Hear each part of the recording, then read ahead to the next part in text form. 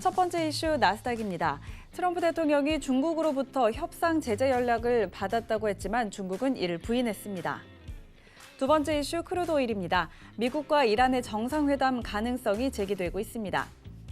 세 번째 이슈 골드입니다. 미중 무역 협상 재개 기대감 이어지는 가운데 골드 대응 전략 짚어봅니다. 자, 다음은 골드 확인해 보도록 하겠습니다.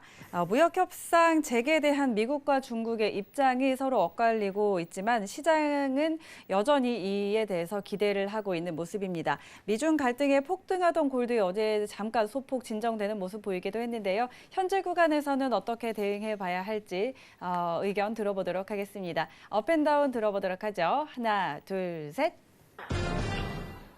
네, 오늘 골드도 매수 의견 주셨습니다. 골드는 어떻게 보고 계신가요? 자, 저는 골드 자체는요, 네. 여러분들 일단은 일봉을 먼저 여러분들하고 같이 한번 보도록 할게요. 네. 골드 자체. 여러분 무서울 거예요. 지금 골드 무섭죠, 여러분들. 자, 네. 지금 골드가 무서운 이유는 뭐냐면은 이게 어디까지 10년 차트입니다. 여러분 10년 차트 네, 한번 네. 같이 보도록 할게요. 여러분 이게 지금 상황이요. 딱 보시면 아시지만은 제가 이제 2018년도 말에 2019년도 초에 얘기 드렸던 부분이 올해 골드 자체가 상승 랠리로 올라갈 가능성이 굉장히 높다 이렇게 얘기를 드렸었어요. 기술적 분석부터 먼저 얘기를 드릴게요. 이게 굉장히 간단한 차트입니다, 여러분들. 굉장히 헤드앤숄더 나오고, 그죠? 하방 지지 받고 상승 랠리 지속 나오는 거예요. 근데 시황적인 부분을 여기로 연출한다면은 미중 무역에 대한 갈등 자체는요, 원래 당초에 이제 2018년도부터 이어졌던 부분인데 최근 굉장히 심화됐던 게 사실이고요. 제일 중요한 거는 각국의 통화예요. 네. 통화에 대한 흐름 자체가 어떻게 흘러가고 있나 이게 제일 중요한 거예요. 골드 자체가. 원래는 이제 달러에 대한 영향 자체가 굉장히 많은 게 사실입니다. 안전자산에 대한 어떻게 보면 가격 형성 요인 자체가. 달러에 대한 투자, 저는 달러를 항상 얘기 드릴 때 안전자산이라고 표현을 안 드려요. 선물상 대비했을 때 어떻게 보면 전 세계 각국에 대한 통화 흐름을 봤을 때는 달러는 투자 성향에 굉장히 가깝다라는 얘기를 많이 해드리는 편이에요. 국채랑 연관성도 굉장히 높기 때문에 이 부분을 말씀드리는데 어떤 분이 예전에 저한테 질문을 하셨어요. 미국이 망하지 않는데 달러는 안전자산 아닌가요? 미국은 망하지는 않죠. 그 말에 대해서는 저는 공감을 하지만은 투자에 대한 개념을 봤을 때는 선물에 대한 개념으로 봤을 때는 디커플링 현상 자체를 겪고 어떻게 보면 달러에 대한 방향성 자체로 안전자산에 대한 방향성이 결정되는 부분이다 보니까 디커플링을 이루는 초점 자체가 많았으니까 저는 달러를 투자자산으로 얘기하고 싶다 이렇게 표현을 했었어요.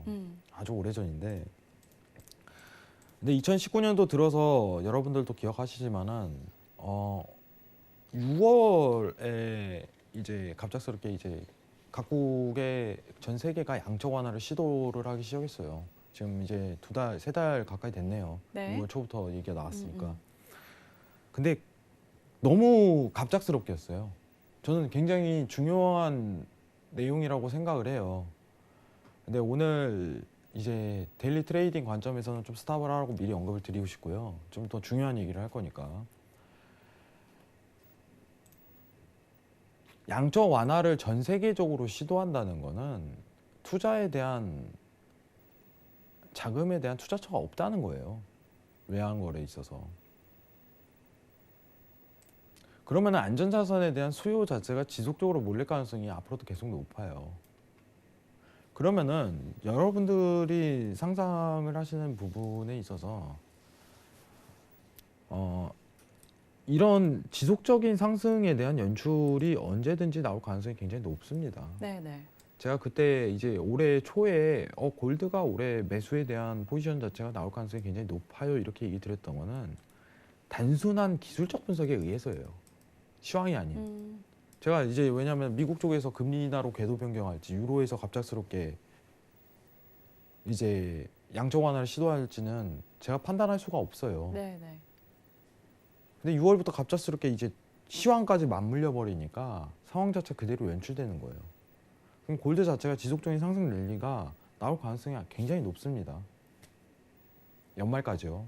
연말까지로 측정합니다. 이제 유로존의 통화 정책을 앞으로 면밀히 봐야겠지만은 가장 중요한 거는 미국과 유로존이 동시에 양적 완화를 시도한다는 것 자체는 안전자산의 지속적인 상승을 언제든지 꾸려 나갈 수 있다. 이 부분을 언급드려요. 올해 초에 제가 이제 주식이라든가 작년 말부터 얘기했어요. 이제 주식에 대한 부분은 현금으로 대체하시고 오히려 골드에 대한 바 자체를 매입을 많이 하시는 게 오히려 유리한 포트폴리오 구성을 연출할 가능성이 굉장히 높습니다. 이렇게 얘기 드렸던 부분도 이러한 가능성이 굉장히 대두됐기 때문이라고 생각을 하는데 뭐 지난 결과에 대해서는 어떻게 보면 다시 뒤따를 수는 없는 부분이니까 지금 상황에 걸맞게 매매를 하는 게 맞다고 보고 있는데 지금 굉장히 어떻게 보면은 계속적인 상승을 이루다 보니까 매수를 볼 수밖에 없는 연출이에요.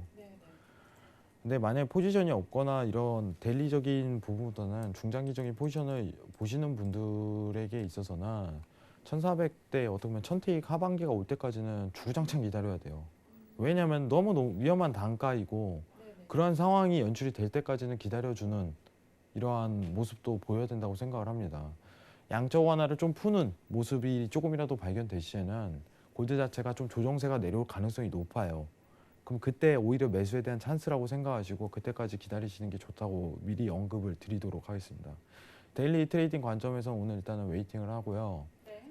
이 부분에 대해서 여러분들도 차트를 한번 켜시고 양적 완화라는 시도 자체가 어떠한 골드에 대한 방향성을 이끌었는지 한번 측정해보는 시간을 가지시는 게 좋을 것 같습니다. 네, 이상입니다. 알겠습니다.